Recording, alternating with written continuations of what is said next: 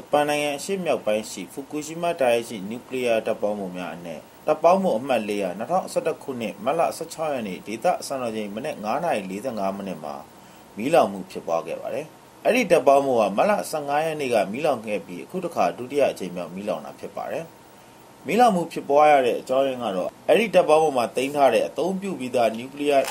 လောင်စာတွေကနေအခုလိုမီးလောင်မှုဖြစ်ပွားတာဖြစ်ပါတယ်။ Fukushima မှာရှိတဲ့နျူကလ িয়ার တပ်ပေါင်းမှုတွေအနက်ကတပ်ပေါင်းမှုအမှတ်1 2နဲ့3တို့ဟာပောက်ကွဲမှုဖြစ်ပွားပြီးအခုတစ်ခါနံပါတ်4မှာမီးလောင်မှုဖြစ်ပွားခဲ့တာဖြစ်ပါတယ်။အဲဒီနေရာမှာတပ်ပေါင်းမှုအားလုံး6လုံးရှိပြီး9နဲ့6ရဲ့အခြေအနေကလည်းသိပ်မကောင်းဘူးလို့သိရပါတယ်။အစောကတင်ပြခဲ့တဲ့ Fukushima နျူကလ িয়ার ဓာတ်အားပေးစက်ရုံတွေမှာပောက်ကွဲမှုတွေမီးလောင်မှုတွေဖြစ်ပွားတဲ့အတွက်တိုကျိုမြို့မှာလျှပ်စစ်မီးတွေအလှည့်နဲ့ဖြတ်တောက်မှုများပြုလုပ်နေပါတယ်။တိုကျိုမြို့ကိုဒေသ6ခုခွဲထားပြီးတစ်ခုကို3နာရီစီအလှည့်နဲ့လျှပ်စစ်မီးဖြတ်တောက်နေတာဖြစ်ပါတယ်။အခုဖော်ပြထားတဲ့ပုံတွေဟာမတ်လ15ရက်နေ့ညကရိုက်ကူးထားတဲ့တိုကျိုမြို့ကတပ်ပုံတွေဖြစ်ပါတယ်။တိုကျိုမြို့မှာရှိတဲ့ဈေးဆိုင်တွေဟာလျှပ်စစ်မီးချွေတာတဲ့အနေနဲ့သူတို့ရဲ့ဆိုင်းဘုတ်တွေကိုမီးပိတ်ထားတာတွေ့ရမှာဖြစ်ပါတယ်။ဆက်လက်ဖော်ပြထားတဲ့ဓာတ်ပုံတွေကတော့မတ်လ17ရက်နေ့ညနေပိုင်းကငလင်းတွေလှုပ်ခတ်ပြီးနောက်တွေ့ရတဲ့မြန်မာတိုင်းရင်းသားတဦးရဲ့နေအိမ်အတွင်းပိုင်းဓာတ်ပုံတွေဖြစ်ပါတယ်။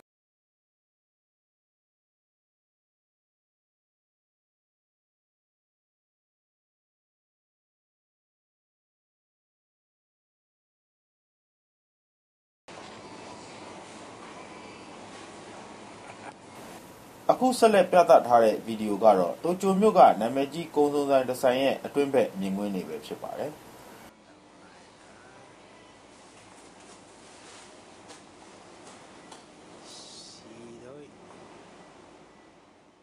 နျူကလ িয়ার ဆိုင်ရာပူပန်မှုတွေနောက်ထပ်မှလောက်ခတ်မဲ့ငလျင်ဆိုင်ရာသတိပေးချက်တွေကြောင့်တိုကျိုမြို့ပြည်သူတွေဟာစားတောက်ကုန်တွေဝယ်ယူစုဆောင်းနေကြတာဖြစ်ပါတယ်။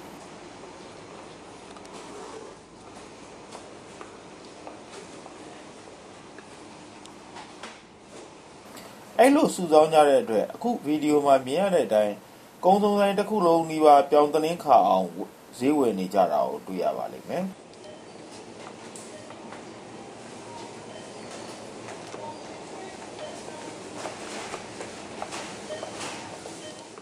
တိုကျိုမြို့မှာနေထိုင်နေတဲ့မြန်မာတဦးကတိုကျိုမှာဆန်တွေပြတ်နေပြီလို့ပြောပါတယ်အကုန်းစုံဆိုင်တွေမှာပစ္စည်းတွေကတင်မလောက်ဖြစ်နေတယ်လို့လည်းပြောကြပါတယ်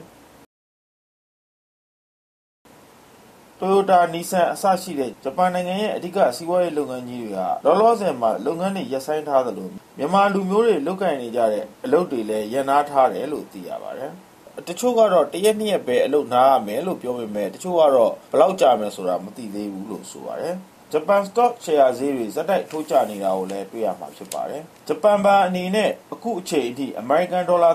183 ဘီလီယံဈေးကွက်အတွင်းကိုထည့်သွင်းထားတယ်လို့လည်းသိရပါတယ်ခင်ဗျာ။ဟုတ်ကဲ့ဒီကနေ့တိုကျိုရေကုန်လိုက်တစ်ခုပါဆေးရုံကုန်လိုက်ပါကျွန်တော်တို့ငလင်းဆူနာမီတက်လာပြီးငလင်းလို့ပြီးဆူနာမီတက်လာပြီးတဲ့နောက်ပိုင်းအားလုံးအစားအသောက်တွေပြတ်လတ်နေပါတယ်အခုပါဆိုရင်မြင်ရတဲ့အတိုင်းပါပဲဘာမှမရှိဘူးဖြစ်နေဒါတန်းလဲဆိုတော့စံနေဘူးဒီလိုအမျိုးစုံရောင်းခဲ့တဲ့နေရာပါပဲလုံးဝမရှိပါဘူးသူတွေကဆွဲပူပါမှုနဲ့နောက်ပြီးတော့မှအနည်းငယ်တော့ပေါက်တဲ့အတွက်ကြောင့်နောက်ပိုင်းပေါ်ထွက်လာမဲ့စားတော့မှန်းတွေဟာ radioactive ကြွနေတာတွေကိုမြင်ရမယ်ဆိုတော့ခံထင်ရတဲ့အတွက်ကြောင့်အားလုံးမရှိပါဘူးတစ်ဖက်ကကြည့်မယ်ဆိုရင်လည်းဒါပေါင်မုံဒီအရှံပဲရောင်းတဲ့နေရာဖြစ်ပါတယ်ပန်းလို့ခေါ်တဲ့ပေါင်မုံမှာဒါပေမဲ့ဘာမှမရှိပါဘူးမြင်ရတဲ့အတိုင်းပါပဲနော်ဒီညမှာဆိုရင်စားတော့ကုန်ဖြစ်တဲ့အာလူတို့ကျောင်းတဲ့နေရာမှာလည်းပြင်မရှိပါဘူးあそこもဒီညမှာနေစက်တဲ့တနန်တလျာကြည့်လိုက်မယ်ဆိုရင်လေတနန်実はこれパンだတနန်တလျာကြည့်လိုက်မယ်ဆိုရင်လေမြင်တဲ့အတိုင်းပါပဲဘာမှဆိုမရှိဘူးဆိုတာမြင်နေရမှာပါနော်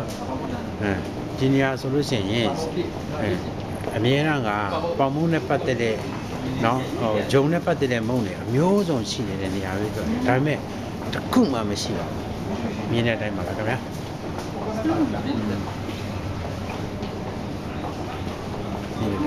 နောက်ဆန်နဲ့လောက်ထားတဲ့မုံတွေရောင်းတဲ့နေရာဖြစ်ပေမဲ့လည်းမရှိပါဘူးခင်ဗျာနော်ဒီနေရာမှာဆိုရင်နွားတို့ရောင်းတဲ့နေရာမှာညညကျွန်တော်တို့ဂျင်းညူလို့ခေါ်တယ်နွားတို့ရောင်းတဲ့နေရာ